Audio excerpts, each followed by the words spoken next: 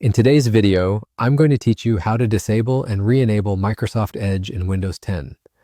Sometimes you might find yourself needing to temporarily disable Microsoft Edge for a variety of reasons. Whether it's for troubleshooting another application or simply because you prefer not to use it as your default browser, this tutorial will guide you through a straightforward process to both disable and then re-enable Microsoft Edge.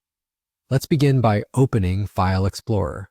You can usually spot the File Explorer icon right on your taskbar. It resembles a folder. Alternatively, if you prefer shortcuts, press the Windows key and the letter E simultaneously on your keyboard, and voila, you've opened File Explorer. Now that we have File Explorer up and running, we'll navigate to a specific location on your computer. Start by heading over to the C drive, which is typically the default drive for Windows installations. Inside, you're looking for a folder called Windows. After you've found that, dive into the folder labeled System Apps. In this folder, you'll notice a variety of files and applications that are part of your Windows system. Your task here is to locate the folder that belongs to Microsoft Edge. It usually has a name similar to Microsoft. Microsoft Edge 8 WKY B3 D8 BBWE. The numbers and letters might seem like a jumble, but don't worry, they're unique identifiers that Windows uses to recognize specific applications. Once you've located the appropriate folder, right-click on it and choose the option to rename from the context menu that appears. This allows you to rename the folder.